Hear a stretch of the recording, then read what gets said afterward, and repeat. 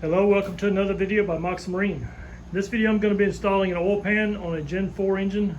This engine is converted to a Gen 3 engine, but I'm installing this Gen 4 engine back on the Gen 4 oil pan back on the Gen 4 engine. In a previous video or another video I've discussed the removal of the oil relief valve here and installing a plug, and you have to notch the winches tray for that plug not to hit, but anyway, I covered that in a separate video. So I'm about to install this oil pan, and if you'll notice, one of the things I try to make sure of is to make all my parts real clean. So this was all covered in brown stain, wasn't really sludge. It was just a brown film of oil residue, and I had to clean it off. I used a shout and a wire brush and cleaned that up real good. The whole oil pan has been cleaned out, so I'm about to put it on. So the process of putting an LS engine or LS oil pan on an LS engine is you're really installing all three covers at one time. You're installing the oil pan, the front cover, and the rear cover all at the same time. And the reason is, you'll notice this flat surface here continues on to the back cover. There's a flat. This is all supposed to be flat through here. Same from the back cover back to the block again. And then on the front, where the front block meets the front cover, this surface here, and so on. So to me, the way to do this is you want all these covers to meet the oil pan on a flat surface. So if you notice, the oil pan itself all the way around is one continuous flat surface all the way around. So I use that to my advantage, and so I put the oil pan on, snug it down to the block with bolts, but I do not put the gasket on yet. Don't put the gasket yet. You've got a flat surface here. So put the oil pan on, snug it down with just 4 bolts, one off each corner. And that secures the oil pan to the block, and then it gives me a flat surface to pull the front cover to and the rear cover to. All right, so once the covers are pulled snug to the pan, the flat surface, I tighten up the front cover bolts all the way, torque them down. I believe they're 18 foot-pounds. They're 8mm bolts, and most of these 8mm bolts are 18 foot-pounds. Same with the rear cover. Once you get the two covers torqued down and they're flat against the oil pan, they're good. Then you remove the oil pan, put the gasket on, put the oil pan back on, and you secure it. And you should have a flat surface. So on the market, there are tools that say you're supposed to put the tool on the crankshaft in this seal here in the hole, and that tool is supposed to center the seal up on the crankshaft, irregardless of whether this flat surface here is meeting the oil pan or not. I believe that's a flawed way to do it. This seal is rubber. It can flex up and down a little bit. So if the crankshaft, if the harmonic bouncer is eccentric with the seal just a little bit, not concentric, the seal will flex. I mean, you're only going to be off for a few thousandths of an inch. So I think those tools are really unnecessary. There's a tool for the front and a tool for the back, and it's supposed to help you get the covers, like I say, concentric with the crankshaft. But I've built several LS engines and I've never had to I never did that, and none of my engines leak. So I believe my method is just as good or maybe even better. So, all right, well, let me go ahead and bolt this oil pan down, and then I'll show you how I get the front and rear covers secured. All right, as I was saying, I now have the oil pan secured without the gasket now. The gasket's still hanging over here. I don't have the gasket in place, but I've secured the oil pan to the block, not to the covers, but to the block, with the bolt closest to that covers I could get. So this bolt here, this bolt is in the block. It's not in the cover. So that bolt there, then this bolt here, which is a little bit ways from the back cover or the rear cover, and then this bolt here, which is actually on the corner because it's screwed into the block itself. The cover doesn't start till over here. So I've got the oil pan secured to the block, and now I'm going to I'll do the front cover first and then do the rear cover. So if you'll notice, there's 2 holes here, one here to attach the oil pan to the front cover. So what I'm gonna do is loosen all the bolts I've already put in. I believe they're hand tight, but I'll go ahead and loosen all the bolts to just barely finger tight for the front cover.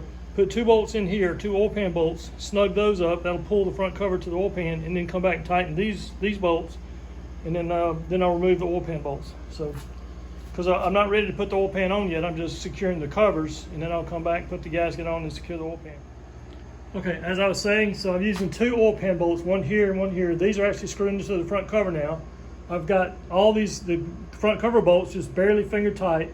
I've got this bolt in and this bolt in, and I pulled it snug. And by the way, yeah, I did have to So what I do is I eyeball the concentric. I make sure I got about the same numbers, same amount of space over here and the same amount of space over here. And I just look at it with my eyes and do it. I just eyeball it. There's no need to, I don't think there's any need to buy a special tool to center this thing up. So once I get it kind of centered up, this front cover kind of centered, eyeball the side to side. You really can't do much about the top to bottom because that's secured by the flatness of the oil pan. But from side to side, I just kind of eyeball it, look at it. Like I said, this seal will flex quite a bit. And so I eyeball it, and then I just I tightened up these, just wrist tight, just flick of the wrist, just to pull this cover snug against the oil pan. And then I went back and tightened all these bolts right here. So I've already done all that. So now that these are all tight, then this front cover won't move once I loosen the oil pan. So the front cover is now secure. So I did the same principle on the back. So on the back, I did not have, there's long bolts, there's 6mm long bolts to go through this hole and secure the oil pan to the back cover.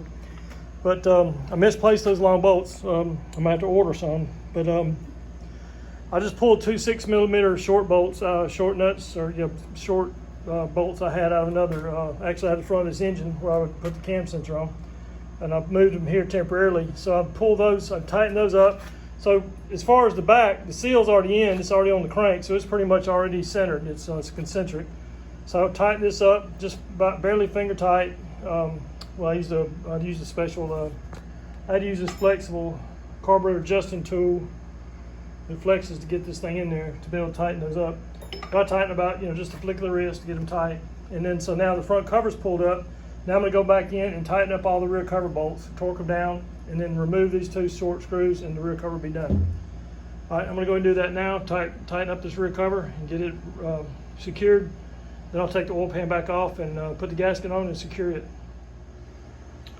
All right, both the front and rear covers are now secured. All the bolts on the front are tightened down to 18 foot-pounds, except for these two on the bottom, which are missing. We gotta buy new bolts for that. I bagged and tagged a lot of these bolts, but somehow they did, I guess I borrowed from the bags to build something else and forgot to put it back. But anyway, so I got the front and rear covers done. And now all I can do is take the oil pan back off, take the bolts out, take the oil pan back off, put the oil pan gasket down, put some silicone seal in the corners and seal it up, and this oil pan will be installed. All right, I now have the oil pan removed once again, and I'm about to install this gasket. These gaskets are actually reusable. This, I believe, was that was a mail. There's the package on the floor there. So anyway, this gasket is reusable. This rubber seal is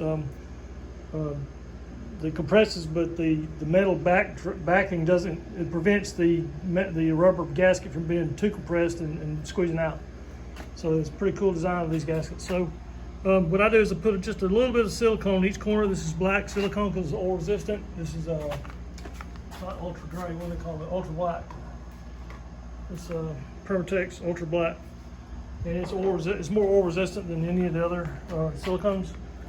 And so I put a little bit here, a little bit on that corner.